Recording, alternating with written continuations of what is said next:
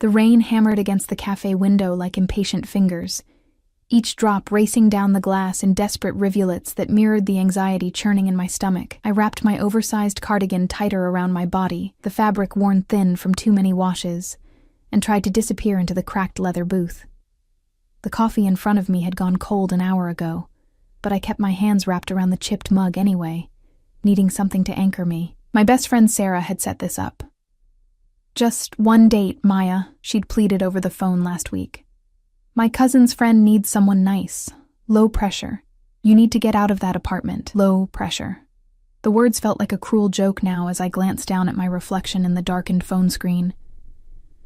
I'd done this on purpose. Chosen the baggiest sweater I owned, one that swallowed my frame whole and hid every curve. My hair was pulled back in a messy bun that I hadn't bothered to fix, and I'd skipped makeup entirely, except for a hasty swipe of chapstick. The jeans I wore had a hole in the knee, not the fashionable kind, but the kind that came from kneeling on the floor of the grocery store where I worked, stocking shelves until my back screamed. I wanted him to take one look and leave. I wanted this whole charade to end before it began. The cafe smelled like burnt espresso and old pastries, mingling with the wet dog scent of rain-soaked coats hanging by the door. A couple argued in hushed tones at the counter. A baby cried somewhere in the back. The fluorescent bulb above my table flickered intermittently, casting everything in an uncertain light that matched my mood perfectly. I was invisible here, safe in my ugliness, my poverty, my complete and utter ordinariness. My phone buzzed. Running 10 minutes late. So sorry. Marcus. I didn't even know his last name. Sarah had been frustratingly vague about the details. "He's successful," she'd said with a mysterious smile. "Very private, but kind. You'll like him." I didn't want to like him. I didn't want to like anyone. The last relationship had left me gutted, living in a studio apartment with walls so thin I could hear my neighbors' every movement, working double shifts just to make rent, eating ramen for dinner more nights than not. Dating required hope, and I'd buried mine somewhere deep where it couldn't hurt me anymore. The door chimed.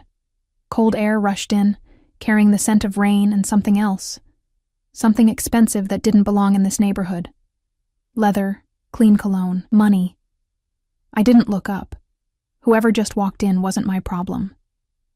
But then the air in the cafe shifted. The arguing couple fell silent. The barista's hand froze mid-pour. Even the crying baby seemed to quiet, as if the world itself had taken a breath and held it. My skin prickled with awareness, that ancient instinct that recognizes a predator even before the conscious mind catches up. Slowly, against my better judgment, I lifted my gaze. 3 men had entered. No.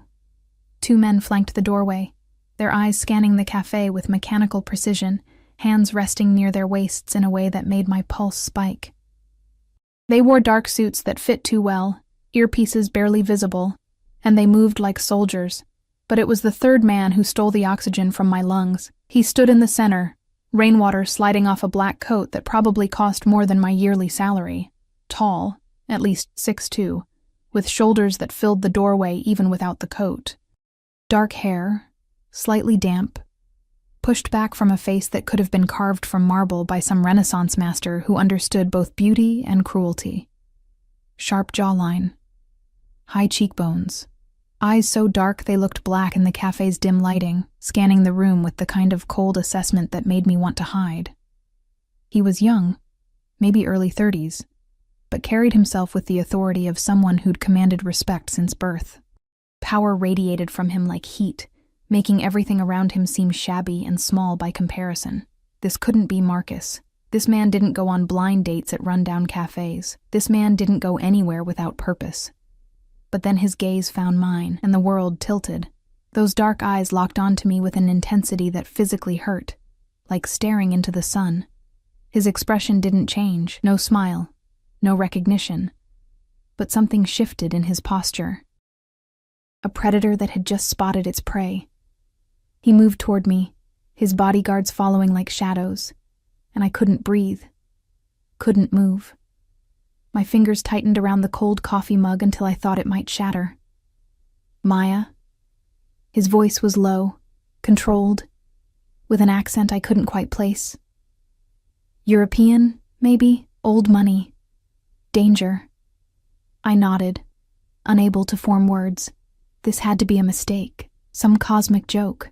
Men who looked like this, who moved like this, who made hardened bodyguards follow 3 steps behind. They didn't show up for blind dates with grocery store clerks wearing secondhand cardigans. I'm Dante. He didn't offer his hand, didn't smile, just studied me with those penetrating eyes that seemed to catalog every detail. My worn sweater, my unmade face, my bitten nails, my fear. May I sit? Before I could respond, one of the bodyguards was pulling out the chair across from me, checking it, checking the angle to the door, checking everything with trained paranoia. The other had positioned himself near the entrance, blocking it, blocking any escape. Dante sat with fluid grace, unbuttoning his coat to reveal a suit underneath that probably cost more than my car, if I'd had a car. A watch glinted at his wrist, sleek and silver. His hands were elegant but scarred across the knuckles, the kind of scars that came from violence, not accidents. "You're not what I expected," he said, his gaze never leaving my face. I found my voice, though it came out smaller than I intended. I could say the same. The corner of his mouth twitched, not quite a smile. "Sarah mentioned you worked in retail, that you were shy." She undersold it. I tried for humor, but it fell flat. My hands were shaking. I hid them in my lap. A waiter appeared, the same one who'd ignored me for the past hour, now practically tripping over himself. "Mr. Moretti, what can I get you? Anything you need? Anything at all?" "Espresso. Double. Nothing for you?" This last question was directed at me, and I shook my head mutely. Mr. Moretti. The name echoed in my head, familiar in a way that made my stomach clench. Where had I heard it before? News? Rumors? Whispered warnings? The waiter vanished. Dante leaned back in his chair, still studying me with that unnerving intensity. "You dressed like this on purpose." It wasn't a question. Heat flooded my cheeks. "I don't know what you... to make me leave," he continued, his voice soft but certain. "You wanted me to take one look and walk away." My throat went dry. How could he possibly know that? It won't work. He said it simply, factually, the way someone might comment on the weather. "I'm not leaving." Something in his tone made my pulse race. Not entirely from fear, which terrified me more than anything else. "Why not?" His eyes darkened, if that was even possible. When he spoke again, his voice had dropped even lower, intimate and dangerous, "Because from the moment I walked through that door and saw you trying to make yourself invisible in that corner, looking at me like I might devour you whole." He paused, leaning forward slightly. The scent of his cologne reached me, expensive and intoxicating. "I knew." "Knew what?" I whispered. "That you're mine." The words hung in the air between us, absolute and terrifying. Not a question, not a hope. A statement of fact, delivered with the confidence of a man who'd never been denied anything in his life. I should have laughed, should have told him he was insane and walked out. But the intensity in his gaze held me frozen, and some dark, hungry part of me that I'd tried so hard to bury recognized the claim and responded to it. The espresso arrived. Dante took a sip, never breaking eye contact. "Tell me about yourself, Maya." "There's nothing to tell." My voice was barely audible over the rain. "Everything," he corrected. "I want to know everything. This was wrong. All of it. The bodyguards, the suit, the way he looked at me like I was something precious he'd just discovered and had no intention of releasing. I needed to leave, needed to run, but I stayed. And when I opened my mouth to answer, to give him some mundane detail about my boring life, the cafe door burst open. A man stumbled in, soaked and wild-eyed, scanning the room frantically. His gaze landed on Dante, and his face went white. "Moretti," he gasped. "Thank God. I need to talk to you. It's about the shipment. They know." "They..." He never finished. One of Dante's bodyguards had him by the throat, slamming him against the wall so fast I barely saw the movement. The cafe erupted into chaos, chairs scraping, people screaming, someone's coffee shattering on the floor. But Dante didn't move. His eyes stayed locked on mine, one hand reaching across the table to capture my wrist before I could flee. "Don't," he said quietly, his thumb pressing against my racing pulse. "Don't run from me, Piccola. You have nothing to fear," except I did. Because in that moment, watching this beautiful, terrifying man hold me in place while violence erupted around us and his face remained perfectly calm, I realized three things. First, Sarah had set me up with someone dangerous, possibly the most dangerous man in the city. Second, Dante Moretti had no intention of letting me walk away from this cafe alone. And third, God help me, I wasn't sure I wanted to. The man against the wall was sobbing now, incoherent apologies spilling from his lips as Dante's bodyguard held him effortlessly in place. My wrist burned where Dante's fingers circled it. Not painful, but firm enough that I understood the unspoken command. "Stay." "Marco." Dante's voice cut through the chaos like a blade, quiet but absolute. "Take him outside, carefully." The bodyguard, Marco apparently, nodded once and dragged the stammering man toward the door. The other guard, still positioned at the entrance, opened it without a word. Rain and cold air rushed in as they disappeared into the storm, leaving behind a cafe full of terrified witnesses and one very stupid girl who hadn't run when she had the chance. Dante released my wrist slowly, his thumb dragging across my skin in a gesture that felt far too intimate. "Forgive the interruption." I stared at him, my heart hammering so hard I could feel it in my throat. "Who are you?" "I told you." "Dante Moretti." "That's not what I mean." My voice came out stronger than I expected. "What are you?" His eyes flickered with something that might have been approval. "Sarah didn't tell you?" "She said you were successful. Private." I pulled my hand back into my lap, trying to ignore how cold my skin felt without his touch. "She didn't mention the bodyguards, or the people who burst into cafes terrified of you." "No," he agreed, lifting his espresso cup. "She wouldn't have. You would have refused to come. The admission should have made me angry. Instead, it just confirmed what I'd already suspected. This entire evening was a setup. But for what purpose? Why would she do this?" Dante took another sip before answering, his gaze never leaving my face. It was unnerving, the way he watched me. Like I was a puzzle he was determined to solve, or a painting he was memorizing, or prey he was deciding exactly how to catch. Because I asked her to. The words took a moment to register. "You..." "What?" "3 weeks ago, I saw you." He set down his cup with precise care. "You were leaving your work, late shift. It was raining, like tonight. You didn't have an umbrella, so you held your bag over your head and ran to the bus stop." His voice softened slightly, and something dangerous glinted in his eyes. "You were smiling. Even soaked and exhausted, you were smiling at something on your phone." Ice flooded my veins. "You've been watching me?" "Yes." No explanation, no excuse. Just that simple, terrifying affirmation. I should have screamed, should have run, should have done anything except sit there, frozen, as this beautiful stranger admitted to stalking me. That's insane. You're insane. Perhaps. He leaned forward, elbows on the table, bringing his face closer to mine. The cafe lights caught the sharp planes of his features, casting shadows that made him look even more dangerous. But I needed to know who you were, so I made inquiries, found out about Sarah, found out she'd been trying to set you up for months. His lips curved into something that wasn't quite a smile. It wasn't difficult to convince her to help. Help with what? Ambushing me? Meeting you properly. He said it like there was a distinction. Like stalking and orchestrating blind dates were somehow different levels of invasiveness. I wanted to see you up close, speak with you. Understand why I haven't been able to stop thinking about you for 3 weeks. My hands clenched in my lap. Every instinct screamed at me to leave. But my body wouldn't cooperate. Maybe it was fear. Maybe it was shock. Or maybe... And this was the most terrifying possibility. It was the dark, twisted part of me that heard his words and felt something other than horror. "I don't understand," I whispered. "I'm nobody.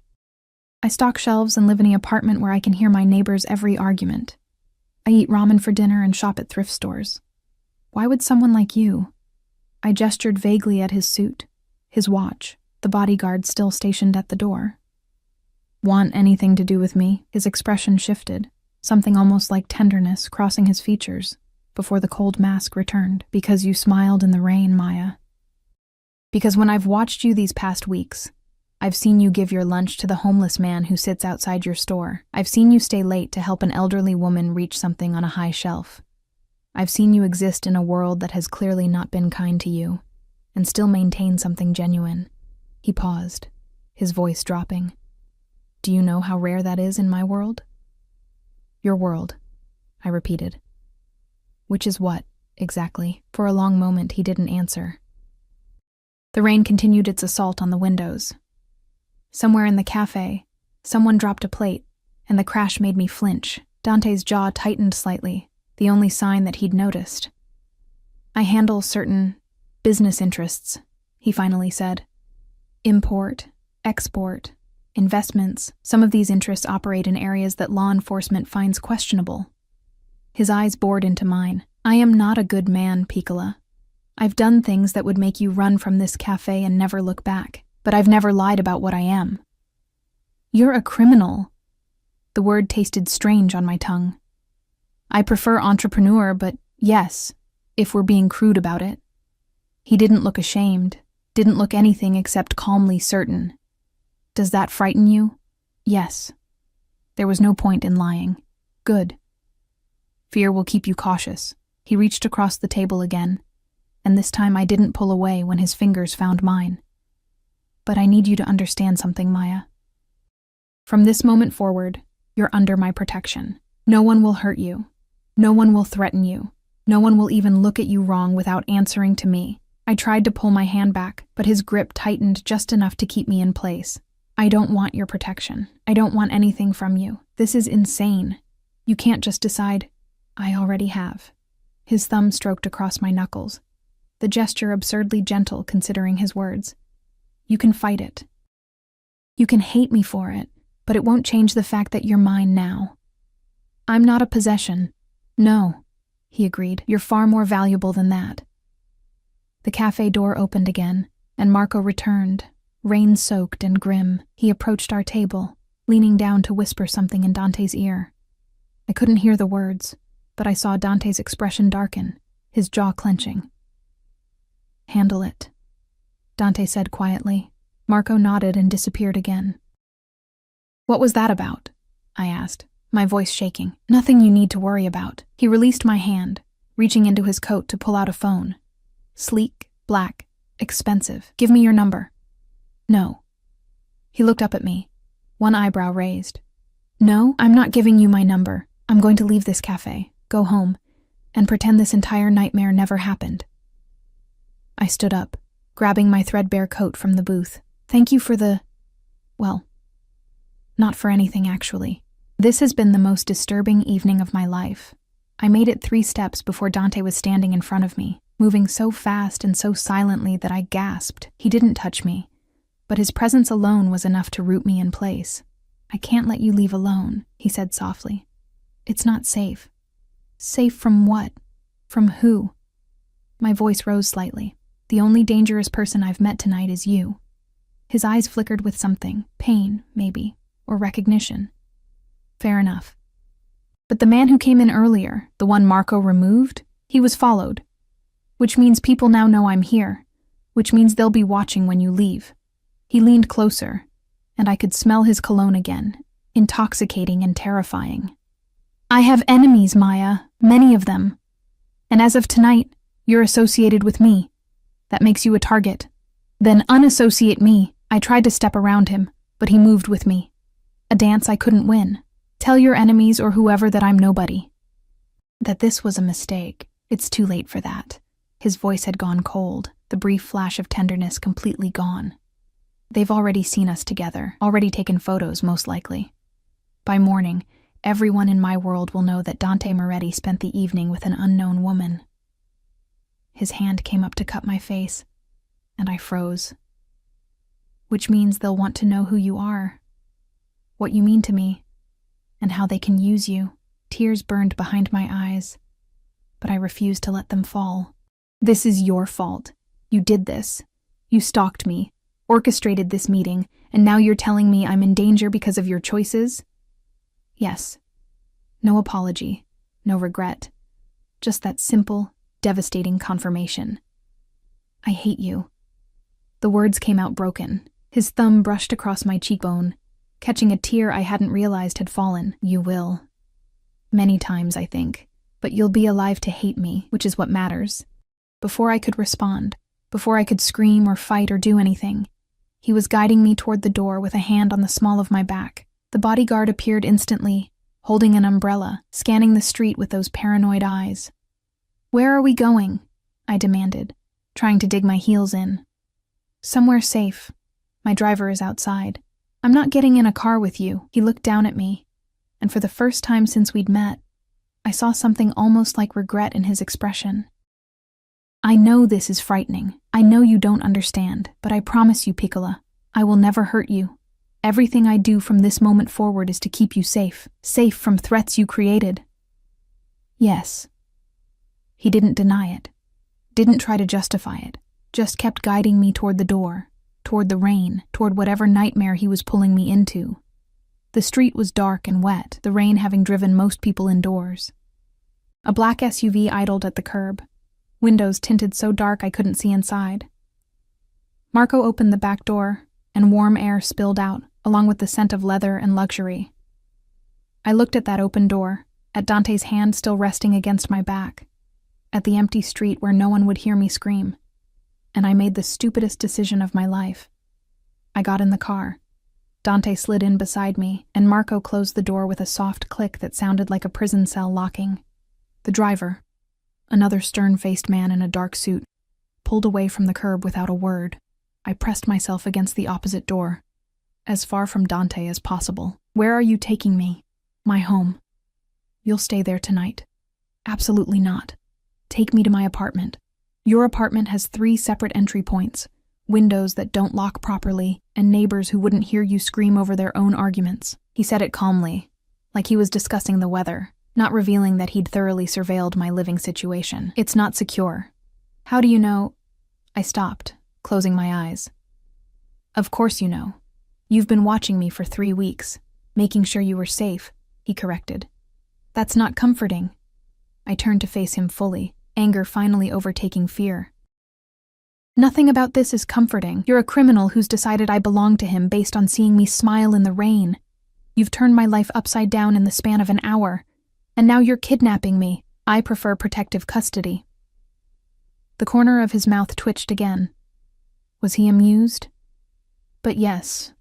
Technically, I suppose this could be classified as kidnapping. I wanted to hit him, wanted to scream, wanted to do anything except sit in this impossibly comfortable car that probably cost more than I'd earn in 5 years, watching this beautiful, terrifying man look at me like I was something precious he'd finally captured.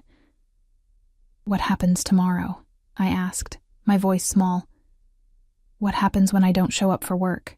When Sarah can't reach me? When people realize I'm missing? I'll handle it. He pulled out his phone, fingers moving across the screen. Your manager will receive notification that you've had a family emergency and need time off. Paid, of course.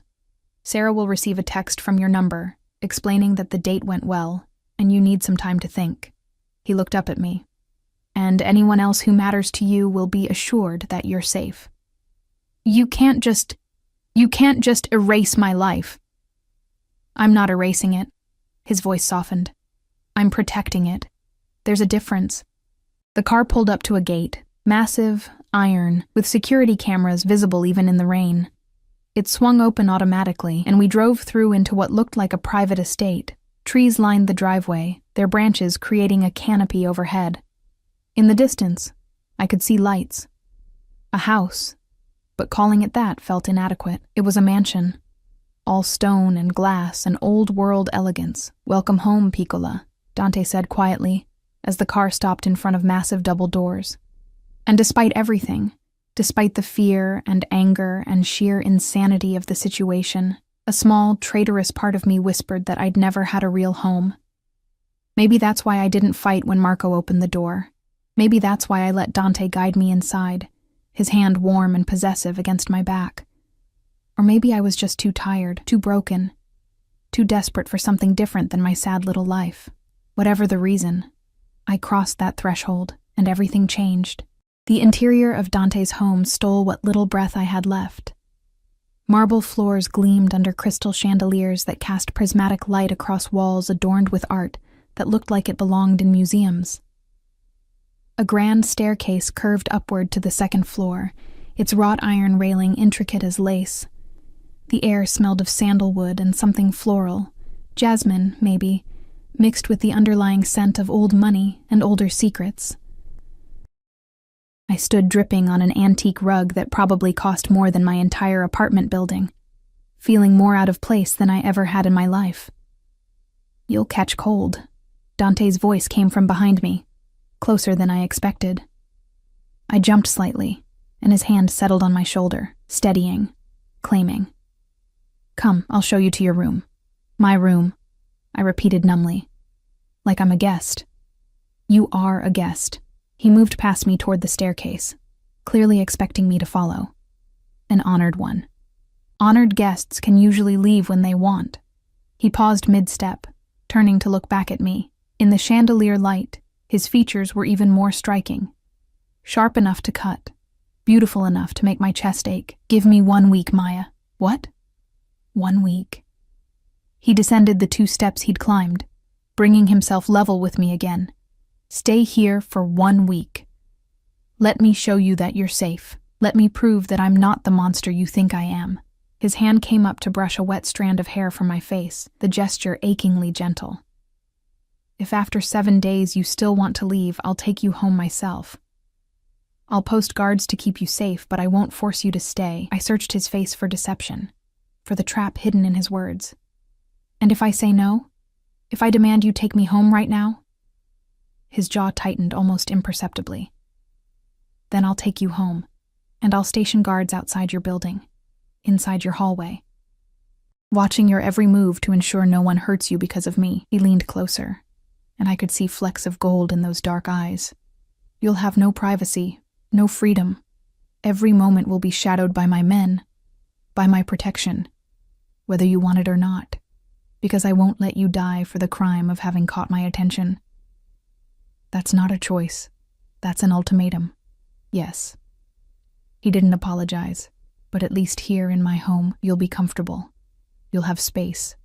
You'll have everything you need. His voice dropped lower.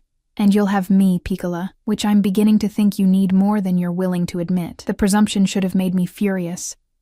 Instead, it made something twist in my stomach, something dangerously close to longing. Because he wasn't entirely wrong. My life was empty, lonely, an endless cycle of work and sleep and survival that had worn me down to nothing. And here was this man, dangerous, possessive, completely insane, offering me something different. Something that terrified me precisely because part of me wanted it. 1 week, I heard myself say. But I want my phone. I want to be able to contact people if I need to. Of course. He pulled my phone from his pocket. When had he taken it? And held it out. "Though I'll be monitoring all communications, for your safety." I snatched it back, holding it against my chest like a lifeline. "You're unbelievable. I'm practical."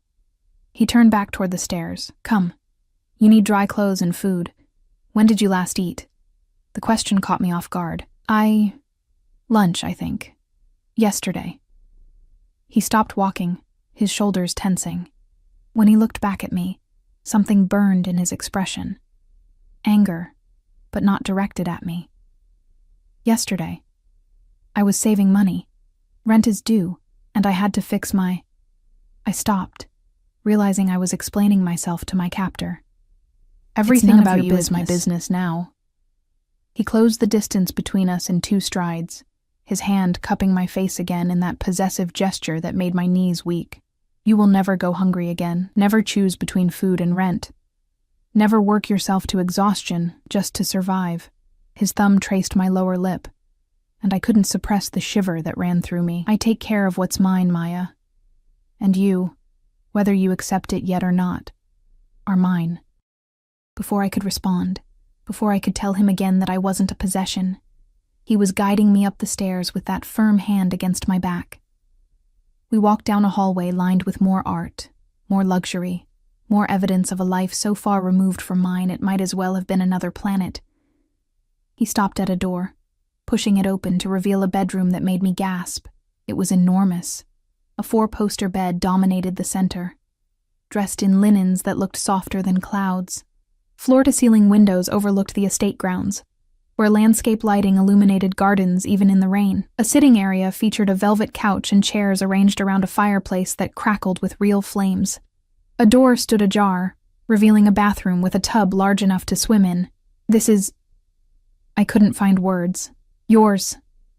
Dante moved into the room, opening a closet that ran the entire length of one wall. Inside hung clothes, women's clothes, in various sizes and styles. "I wasn't sure what you'd like, so I had several options prepared. Tomorrow, if none of these suit you, we'll arrange for a proper wardrobe." I stared at the clothes, then at him. "You prepared this. Before tonight. Before you even knew if I'd come. I told you. I've been planning this for 3 weeks." He selected a soft-looking sweater and pants, laying them on the bed. "I wanted everything ready for you." "This is insane," I whispered, but the words had lost their heat. I was too tired, too overwhelmed, too seduced by the warmth and comfort and sheer luxury surrounding me. "Get changed." His voice had gone gentle again. "There's a bathroom through that door. Take your time. When you're ready, come downstairs. I'll have dinner prepared." He moved toward the door, and panic flared in my chest. "Wait." He turned, eyebrows raised. "Why me?" The question burst out before I could stop it. "Really, I need to understand. You could have anyone. Women who fit into your world. Women who are beautiful and sophisticated and... You are beautiful." He said it with such conviction that I almost believed him. But more than that, you're real, genuine, untouched by the corruption and greed that poisons everything in my world. He took a step back toward me, and I held my ground even though every instinct screamed to retreat. "Do you know what it's like, Maya, to live in a world where everyone wants something from you? Where every smile is calculated, every word a negotiation, every relationship a transaction?" I shook my head mutely. "It's exhausting, soul-destroying." His hand came up to my face again, and this time I leaned into it without thinking. "And then I saw you, smiling in the rain for no reason except that something on your phone amused you. Giving your lunch away even though you couldn't afford to. Existing in your small, difficult life with a grace and kindness that no one in my world possesses." His voice dropped to barely a whisper. "You're everything I'm not, Piccola. Everything I can never be. And I want you so desperately it frightens even me." The confession hung between us, raw and honest and terrifying. I should have pushed him away, should have maintained my anger, my fear, my resistance. Instead, I whispered, "What if I disappoint you?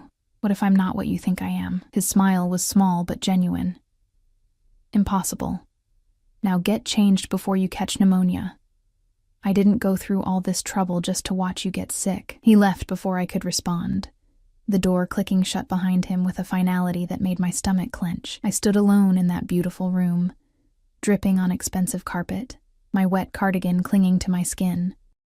Part of me wanted to try the door to see if he'd actually locked me in. But a larger part, the part that was tired and cold and so desperately hungry for something more than survival, just wanted to believe him. The bathroom was as luxurious as the bedroom. Heated floors warmed my frozen feet. Fluffy towels hung on warming racks. The shower had multiple heads and settings that probably required an engineering degree to understand. I peeled off my wet clothes, leaving them in a sodden heap, and stepped into the shower. Hot water cascaded over me, washing away the rain and cold and fear. Expensive soaps lined built-in shelves. Lavender, vanilla, rose. I used them all, scrubbing until my skin turned pink, until I felt almost human again. The clothes Dante had selected fit perfectly. How had he known my size, and were softer than anything I'd ever owned? The sweater was cashmere, dove gray, and felt like being wrapped in a cloud. The pants were silk-lined, falling perfectly to my ankles. I caught sight of myself in the full-length mirror, and barely recognized the woman staring back. Without the intentional frumpy disguise, without the armor of ugliness I'd worn to the cafe, I looked different, vulnerable, almost pretty, in the right light. My phone buzzed. A text from Sarah. OMG, how did it go? Marcus said you guys really hit it off, Marcus. She still thought his name was Marcus. She had no idea what she'd actually set in motion. I typed back, it was interesting. Need some time to process. Talk tomorrow? Her response came immediately. Yes. So proud of you for giving it a chance. He's a good guy, I promise. A good guy. I almost laughed. Dante Moretti was many things, but good wasn't one of them. My stomach growled, reminding me I hadn't eaten since yesterday. The thought of food, real food, not ramen or day-old bread, was too tempting to resist. I left the safety of the bedroom and made my way downstairs, following the sounds and smells emanating from somewhere in the back of the house. The mansion was a maze of hallways and rooms, each more opulent than the last. I passed a library with floor-to-ceiling books, a room filled with gym equipment, another that looked like a home theater. Finally, I found the kitchen, modern and gleaming, all marble counters and professional-grade appliances, and there, at a small table in an adjacent breakfast nook, sat Dante. He'd changed too, trading his suit for dark pants and a simple white shirt, sleeves rolled up to reveal those scarred forearms. His hair was still damp, suggesting he'd showered as well. He looked younger like this, less dangerous, though the gun I could see holstered at his side quickly dispelled that illusion. Sit. He gestured to the chair across from him, where a plate waited. Pasta in cream sauce, perfectly cooked vegetables, bread that steamed when I broke it open. Eat. I sat, unable to resist the siren call of real food. The first bite nearly made me moan, rich and flavorful, and so far beyond anything I'd tasted in months that tears pricked my eyes. Dante watched me eat with that intense focus, barely touching his own plate. Good? I couldn't find adequate words. Thank you. Don't thank me for basic necessities. His voice had gone hard again. The fact that you've been starving yourself to pay rent makes me want to burn down your landlord's office. Please don't. I took another bite, savoring it. I need a place to live. You have one. Here. For 1 week, I corrected. That was the deal. His jaw tightened, but he didn't argue. Instead, he asked, tell me about yourself, your family. Why? So you can add it to the file you've clearly already compiled on me?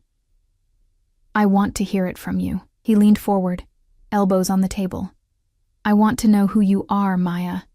Not just the facts I've gathered, but the person behind them. I should have refused, should have kept that wall between us. But the food, the warmth, the genuine interest in his eyes, it all wore down my resistance. There's not much to tell, I said quietly. My parents died when I was 16. Car accident. I went into foster care, aged out at 18. I've been on my own ever since. I pushed pasta around my plate. No siblings, no extended family that wanted anything to do with me. Just alone. Something flickered across his face. Pain, recognition, understanding. I'm sorry. Don't be. It made me strong. It made you survive. His hand reached across the table, covering mine. But you deserve more than survival, Piccola. You deserve to live. The sincerity in his voice broke something inside me.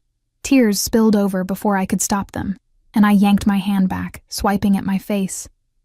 I'm fine. I've always been fine. No. He stood, coming around the table to kneel beside my chair. His hands framed my face, thumbs brushing away tears with devastating gentleness. You're not fine. You haven't been fine for a very long time. But you will be. His forehead touched mine, and I could smell his cologne, feel his breath against my lips. I promise you, Maya, I will make sure you're more than fine. I should have pulled away, should have reminded him that he was my captor, that this was wrong, that nothing about this situation was okay. Instead, I let him hold me while I cried. And when he finally pulled back, pressing a kiss to my forehead that felt like both a promise and a brand, I didn't protest. I was already lost. I woke to sunlight streaming through windows I didn't recognize, tangled in sheets softer than anything I'd ever touched. For a confused moment, I thought I was dreaming, that the mansion, Dante, all of it had been some fever-induced hallucination brought on by too many skipped meals and not enough sleep. Then, memory crashed back, and with it, reality. I sat up too quickly, my head spinning. The clock on the nightstand read 10:47 a.m. I never slept past 6, even on my rare days off. Panic fluttered in my chest until I remembered. Dante had handled my work, had sent messages, had essentially erased my obligations so I could exist here in this gilded cage. A soft knock interrupted my spiraling thoughts. "Miss Maya?" A woman's voice, accented and kind. "May I come in?" I pulled the covers up to my chin. Yes?" The door opened to reveal a woman in her 50s, gray hair pulled back in a neat bun, wearing a simple black dress and apron. She carried a tray laden with food, fresh fruit, pastries, coffee that smelled like heaven. "Good morning." She smiled warmly, setting the tray on the bedside table. "I'm Rosa. I manage Mr. Moretti's household. He asked me to ensure you had everything you needed." I stared at the food, my stomach growling traitorously. "Thank you, but you didn't have to. It's no trouble." Rosa began opening curtains, letting in more of that golden light. "Mr. Moretti left early this morning for business, but asked that I show you around the house when you're ready. He'll return for dinner." She paused, her expression softening. "He also asked me to tell you that you're free to go anywhere on the estate. The only restriction is that you must have security with you if you leave the grounds." So the prison had expanded to include gardens. How generous. Rosa must have seen something in my face because she added gently, "He's trying, you know, in his way." "Trying to what? Keep me captive politely?" She didn't flinch at my tone. "Trying to keep you alive, dear. The world he lives in, it's not kind, especially not to those he cares about." She moved toward the door. "Eat, shower. I'll be downstairs when you're ready for a tour." After she left, I picked at the breakfast, each bite a reminder of how far I'd fallen into this strange new reality. The coffee was perfect, rich and smooth, nothing like the bitter sludge I usually choke down at work. The pastries melted on my tongue. Even the fruit tasted better here, as if wealth could improve the flavor of strawberries. I showered again, unable to resist the luxury of the massive bathroom. The closet yielded more clothes in my size. Jeans that fit perfectly, a soft green sweater, even undergarments still in their packaging. The attention to detail was both thoughtful and deeply unsettling. Rosa was waiting in the foyer, her smile brightening when she saw me. "Much better. You have good color today. Mr. Moretti was worried. You looked so pale last night. He told you about that?" "He tells me very little, but I have eyes." She gestured for me to follow her down a hallway I hadn't explored the previous night. "I've worked for the Moretti family for 30 years. First his father, God rest his soul, then Dante when he took over the business. I've seen him with many women over the years." She glanced back at me, something knowing in her eyes, "But I've never seen him look at anyone the way he looks at you." I didn't know what to say to that, so I said nothing. The tour was overwhelming. The mansion had 12 bedrooms, 8 bathrooms, the library I'd glimpsed, a full gym, the home theater, a wine cellar that Rosa claimed held bottles worth more than cars, and a solarium filled with plants that shouldn't have been able to grow this far north. Every room spoke of wealth accumulated over generations, of power maintained through methods I didn't want to imagine. "And this," Rosa said, opening double doors to reveal a room that stole my breath, "is Mr. Moretti's private study.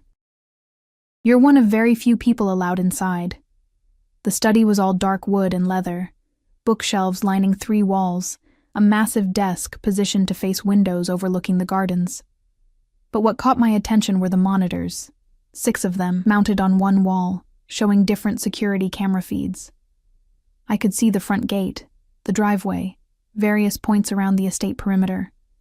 And there, on one screen, was my apartment building. I stepped closer, my heart pounding. The camera had a clear view of my front entrance, the bus stop where I waited every morning, even the grocery store where I worked.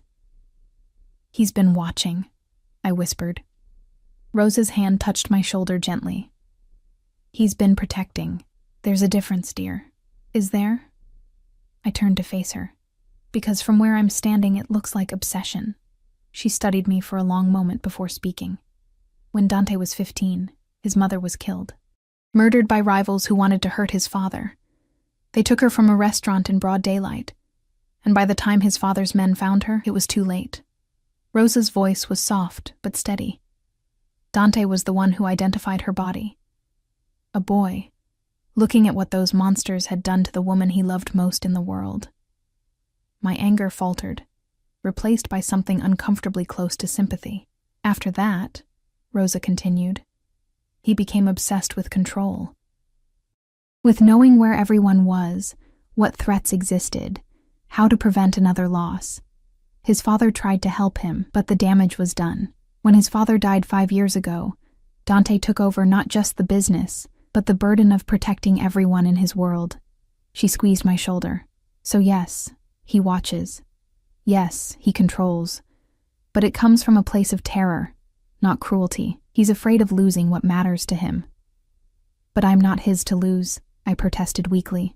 Rosa's smile was sad. Try telling him that.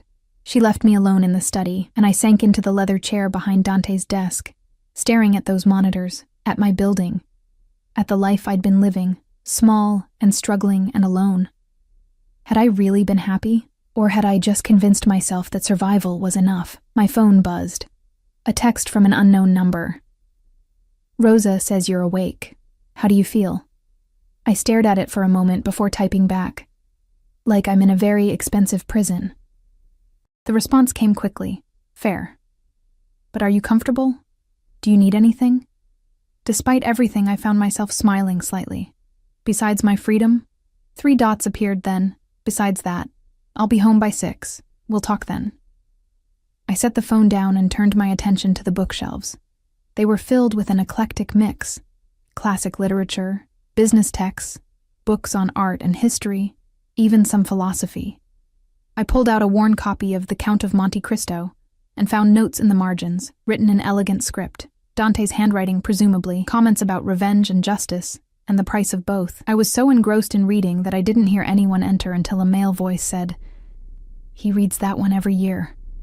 I jumped, the book nearly flying from my hands. Marco stood in the doorway, the bodyguard from last night, his expression neutral but not unkind. "I'm sorry to startle you, Miss Maya. Mr. Moretti asked me to check on you." "I'm fine." I clutched the book to my chest like a shield. "Just exploring. He said you might want to see the gardens. They're quite beautiful," and the rain stopped. Marco gestured toward the windows. "I can accompany you if you'd like." The idea of fresh air, of space, was too tempting to resist. "Okay." The gardens were stunning. Manicured lawns, flower beds bursting with late-season blooms, stone paths winding between sculpted hedges. A fountain bubbled in the center, surrounded by benches. Beyond the formal gardens, I could see woods, and in the distance, what looked like a small lake. Marco walked several paces behind me, giving me the illusion of privacy while maintaining his vigilance. I found myself at the fountain, trailing my fingers in the cold water, wondering how my life had become so surreal in less than 24 hours. "He's going to propose, you know." I spun around. Marco had moved closer, his expression still neutral. "What?" "Not marriage. Not yet." He clasped his hands behind his back. "But he'll ask you to stay, permanently. After the week is up." My mouth went dry. "That's ridiculous. He barely knows me." "He knows enough." Marco's gaze was steady. "I've worked for Mr. Moretti for 8 years. I've seen him make billion-dollar deals without hesitation, eliminate threats without blinking, navigate political minefields that would destroy lesser men. But I've never seen him uncertain about anything until you. I'm not sure if that's romantic or terrifying. It's both." A ghost of a smile crossed Marco's face. "Most things about Dante Moretti are. But I'll tell you what I've told no one else. He's a good man trapped in a dark world. He didn't choose this life. It chose him. And every day he tries to be better than what the world expects him to be." "Why are you telling me this?" "Because you'll have to decide soon whether you can accept him for what he is." And I think, Marco paused, choosing his words carefully, I think you might be the only person who can save him from becoming the monster everyone already believes he is. Before I could respond, his hand went to his earpiece, his expression sharpening. Copy that. He looked at me. We need to go inside. Now. What's wrong? Probably nothing, but there's been a breach in the outer perimeter. Standard protocol is to secure all principals. He was already guiding me back toward the house, his hand hovering near the gun at his side. My heart raced. A breach? You mean someone's trying to get in? Or trying to see who's here? We reached the house and Marco ushered me inside, locking the door behind us. Rosa appeared instantly, her face tight with concern. Take her to the safe room, Marco instructed. No. My voice came out stronger than I felt. I'm not hiding in some panic room. Tell me what's happening. Marco exchanged a glance with Rosa before sighing. Surveillance picked up 2 vehicles passing by the main gate 3 times in the last hour.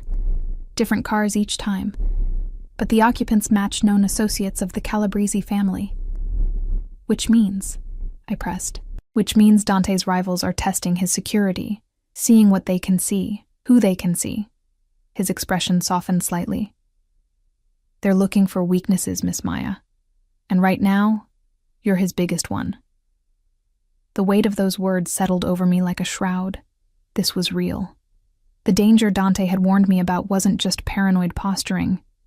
It was concrete, present, circling the gates like wolves. How long until Dante gets back? I asked quietly. He's already on his way. Should be here within the hour. Marco's phone buzzed, and he glanced at it. He wants to talk to you. He handed me the phone. I lifted it to my ear with shaking hands. Hello? Maya. Dante's voice was tight with controlled fury. Are you all right? Yes. Marco has me inside. He mentioned the Calabrese family. Vultures, testing boundaries they shouldn't cross. I could hear traffic in the background, the sound of his vehicle moving fast. This is my fault. I should have been more careful last night. Should have ensured no one saw us together. It's a little late for should-haves. I know, he paused. And when he spoke again, his voice had softened. I'm sorry, Piccola. I promised to keep you safe, and already they're circling. But I swear to you no one will touch you. No one will even get close. Despite everything, the fear, the anger, the sheer insanity of the situation, his words settled something in my chest. I believe you. Good. I could hear the relief in his voice. Stay inside until I get there. Don't go near windows. Marco and Rosa will keep you safe. Dante, I said before he could hang up. Yes? Hurry. The single word held more meaning than I wanted to admit.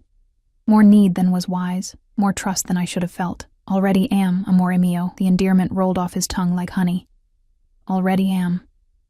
The line went dead. I handed the phone back to Marco, who was watching me with that knowing expression again. Come, Rosa said, taking my arm. Let's get you some tea. You look pale again. But as she led me toward the kitchen, as Marco took up position by the door, as the mansion's security systems hummed to life around me, I realized something that should have terrified me, but instead felt almost like relief. I was waiting for Dante to come home, not my captor, not the dangerous criminal who'd upended my life, but Dante, the man who read The Count of Monte Cristo every year and made notes about justice, who'd lost his mother at 15 and never recovered, who looked at me like I was something precious and rare and worth protecting at any cost.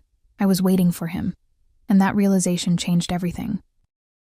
Dante arrived like a storm, the front doors slamming open, his footsteps echoing through the marble foyer, his voice sharp, as he barked orders to Marco and the other guards who'd materialized from nowhere. I stood in the kitchen doorway, tea forgotten in my hands, watching this man command his small army with the precision of a general. Then his eyes found me, and everything else fell away. He crossed the distance between us in seconds, his hands framing my face, his gaze scanning me with frantic intensity. You're all right. Tell me you're all right. I'm fine, I breathed, surprised by how much I meant it. Nothing happened. They just drove by.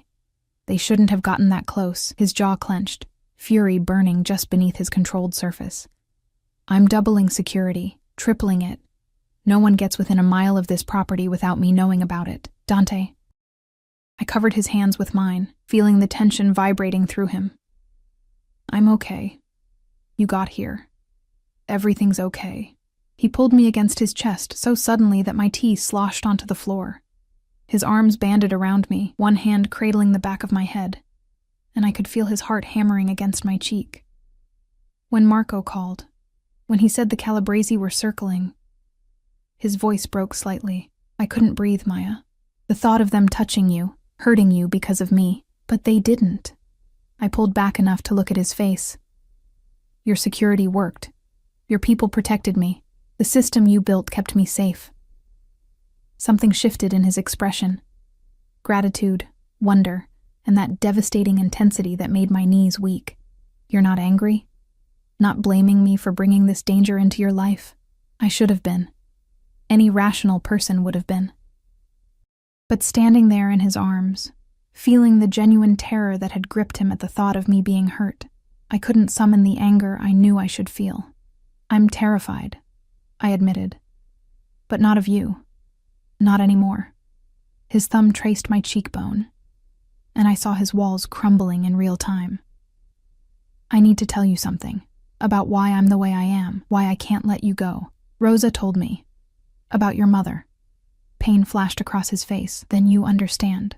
After she died, I swore I'd never let anyone I cared about be vulnerable again. I built walls, systems, an entire empire designed to protect what's mine. His forehead touched mine, but then I saw you, smiling in the rain, and every wall I'd built crumbled. You became my greatest vulnerability and my greatest desire all at once. That's not love, Dante, I whispered. That's obsession. Perhaps. His lips brushed my temple. But give me time, Piccola. Let me show you it can become love. Real love. The kind that doesn't cage but protects, that doesn't possess but cherishes. Before I could respond, Marco cleared his throat from the doorway. Sir, we need to discuss the security breach. Dante's expression hardened instantly, the vulnerable man disappearing behind the crime lord's mask. Give me 10 minutes. He looked back at me. Will you wait for me, in the study? I nodded, and he pressed a kiss to my forehead before releasing me and striding away with Marco, already issuing commands. Rosa appeared with a mop for the spilled tea, her expression knowing. See? He comes alive around you. You make him feel, and that's something his world doesn't usually allow. I'm not sure I'm ready for this, I confessed. No one ever is, dear. She squeezed my shoulder. But sometimes the best things in life are the ones we never planned for. I made my way to the study, sinking into the leather chair behind Dante's desk. The security monitors still showed my apartment building, the bus stop, the life I'd been living just yesterday. It already felt like a lifetime ago. My phone buzzed. Sarah. Haven't heard from you. Everything okay? Did you see him again? I stared at the message, wondering how to explain. Finally, I typed, Everything's complicated, but okay. I'll call you soon. Promise. Her response. Okay, but I'm here if you need me. Marcus seemed really into you, BTW. Said it was the best date he'd had in years. Marcus. Dante. 2 names for the same dangerous man who'd somehow slipped past every defense I'd built. The door opened, and Dante entered alone, his tie loosened, exhaustion evident in the set of his shoulders. He locked the door behind him, a gesture that should have alarmed me, but instead felt intimate, like he was shutting out the world to create a space just for us. The Calabresi won't be a problem anymore, he said, moving to the leather couch beneath the windows. I've made it very clear what will happen if they come near my property again. Should I ask how you made it clear? Probably not. A ghost of a smile touched his lips. He patted the space beside him. Come here, please. I rose and crossed to the couch, settling beside him, but maintaining a careful distance. He noticed, his expression flickering with something that might have been hurt. I need to tell you the truth about something, he said quietly. About why I was so desperate to meet you. Why I couldn't use normal methods, normal dating. I'm listening. He leaned back, staring at the ceiling. My world, the world I was born into, it doesn't allow for normal. Every person I meet wants something from me. Power, money, connections, protection. Every relationship is transactional. Even the women I've been with, they wanted the lifestyle, the status, the security that comes with being associated with the Moretti name. His hand found mine, threading our fingers together. But you didn't know my name, didn't know what I was. You dressed ugly on purpose to drive me away, which meant you weren't trying to trap me. You gave your lunch to homeless people and smiled for no reason and existed in a world that didn't revolve around me. He turned his head to look at me. Do you understand how rare that is? How precious? So I was what? A novelty? Something different to collect? No. He sat up, turning to face me fully. You were hope. A glimpse of something real in a world built on lies and violence and corruption. When I saw you, I thought maybe I could have something genuine. Maybe I could build something that wasn't stained by blood and fear. But you went about it all wrong, I said softly. The stalking, the forced date, the kidnapping. I know. He looked away, shame evident in his expression. I know. And if I could go back, I'd do it differently. I'd approach you honestly, give you time, let you choose me without coercion. His voice dropped. But I can't go back. All I can do is ask you, beg you, if necessary, to give me a chance to do better. To be better. I studied his face. This beautiful, damaged man who'd lost his mother and never learned how to love without controlling, how to care without consuming. What would that look like? You being better? It would mean no more watching your apartment without permission, no more making decisions for you, no more treating you like something to protect rather than someone to partner with. He squeezed my hand. It would mean giving you real choices, real freedom, and trusting that you might choose to stay anyway. And if I don't, if after this week I choose to leave, pain crossed his face, raw and undisguised. Then I'll let you go. I'll make sure you're safe, guards, security, a better apartment if you'll accept it. But I won't force you to stay. His voice cracked slightly. It will destroy me. But I'll let you go. The honesty in his words, the genuine anguish at the thought of losing me, broke something open inside my chest. This wasn't just obsession. This was a man who'd been alone for so long, protected by walls so high that he'd forgotten how to be vulnerable. And somehow, inexplicably, I'd become the person who made him remember. I have conditions, I heard myself say. Hope flared in his eyes. Anything. First, you stop monitoring my communications unless I explicitly agree to it. My phone is mine. Done. Second, you let me keep working. Maybe not at the grocery store, but I need something that's mine. A purpose beyond being your whatever I am to you. I can arrange that. I own several legitimate businesses. You could work wherever you'd like, doing whatever interests you. He paused. Though I'd prefer somewhere secure. Third, I took a breath, steeling myself. You tell me the truth about everything. Your business, your world, the dangers. No more protecting me from information. If I'm choosing to be part of this, I need to know what I'm choosing. His jaw tightened, but he nodded. That will be difficult. There are things I've done, things I do, that will change how you see me. Maybe, I agreed. But lies will destroy us faster than truth ever could. He was quiet for a long moment, studying our joined hands. When he spoke again, his voice was rough with emotion. You said us, like there's already an us to destroy. I realized what I'd implied and felt heat flood my cheeks. I don't know what this is. I don't know if what I'm feeling is real or just Stockholm Syndrome or trauma bonding or... He cupped my face, silencing me. What are you feeling? Terrified, confused, angry at myself for not hating you. I met his eyes, but also safe, seen. Like for the first time in years, someone actually cares if I exist. I more than care, Maya. His thumb brushed my lower lip. I'm consumed by you. Every thought, every decision, every plan I make, they all revolve around keeping you safe and making you happy. It's maddening and wonderful and completely unprecedented in my life. That's not healthy. Nothing about me is healthy. His smile was self-deprecating. But with you, I want to try to be. I want to be the man who deserves that smile you gave the rain. The man who earns your trust rather than forcing it. I should have pulled away, should have maintained distance and rationality. Instead, I found myself leaning into his touch, my eyes drifting closed. I must be insane. We'll be insane together. His breath ghosted across my lips. May I kiss you, Piccola? I've wanted to since the moment I saw you in that cafe, drowning in that ugly cardigan. The fact that he asked, that he gave me the choice, made my decision easy. Yes. His lips met mine with devastating gentleness, nothing like the possessive intensity I'd expected. He kissed me like I was precious, fragile, something to be savored rather than claimed.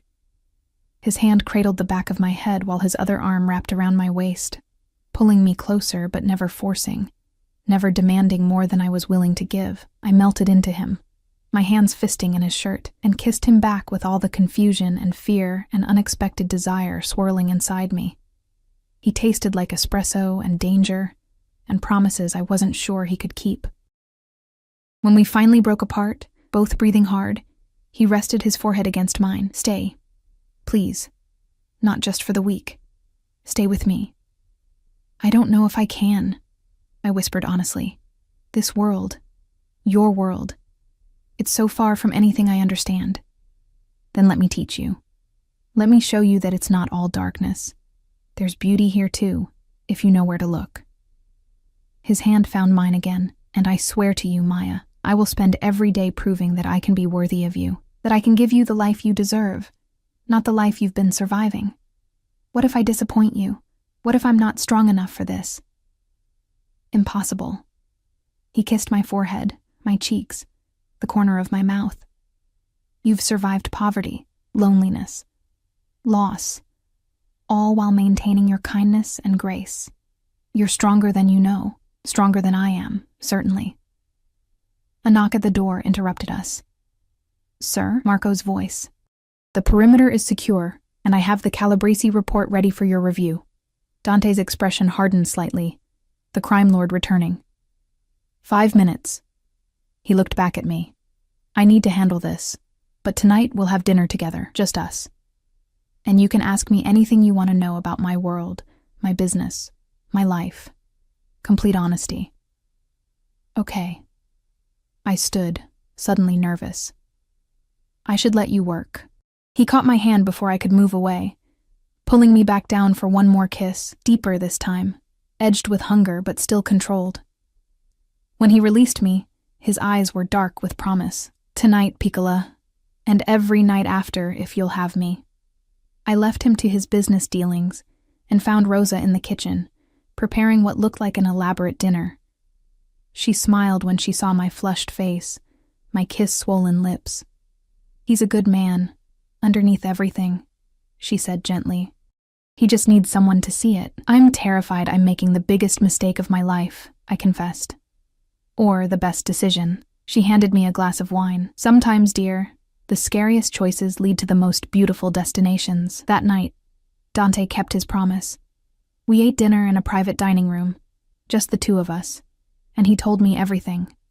About his father's business, the legitimate fronts and the darker operations behind them, about the violence he'd witnessed and participated in, about the enemies he'd made and the blood on his hands. He didn't soften it or make excuses. He laid bare the reality of his world, watching my face for the moment I'd be unable to handle it and walk away. But I didn't walk away. Instead, I asked questions, tried to understand, attempted to reconcile this man who read classic literature and mourned his mother with the one who admitted to ordering executions and manipulating systems. I won't pretend to be something I'm not, he said as midnight approached. I'm a criminal by any legal definition. I've hurt people, destroyed lives, built an empire on fear and violence. If you can't accept that, I understand.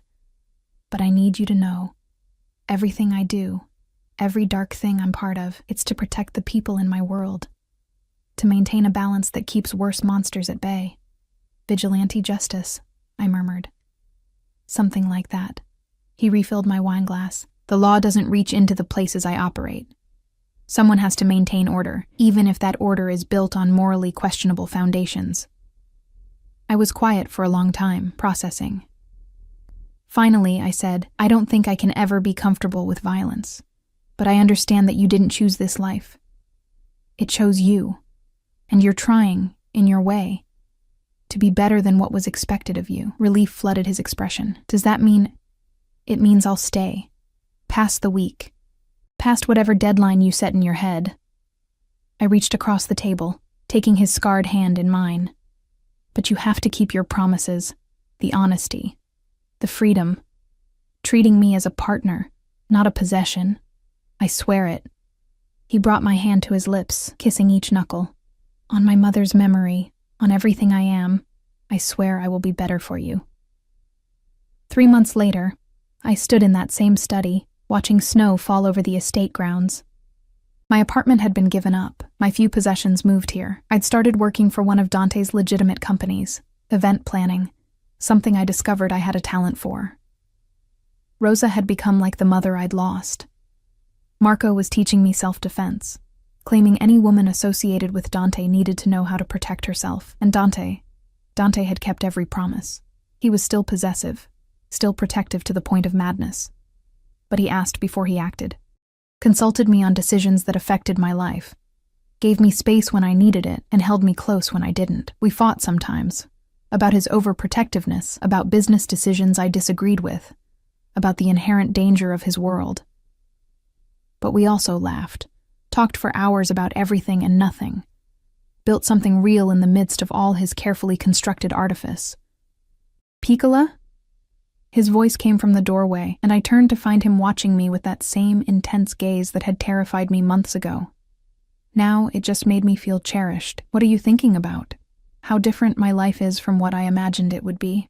He crossed to me, wrapping his arms around me from behind, his chin resting on top of my head. Better or worse? I leaned back against his chest, feeling his heartbeat against my spine. Different, scarier, more complicated. I turned in his arms to face him, but also fuller, richer, more alive than I've felt in years. His smile was genuine and unguarded, the smile he showed only to me. I love you, Maya. I know I've never said it explicitly, but I do, completely, irrevocably.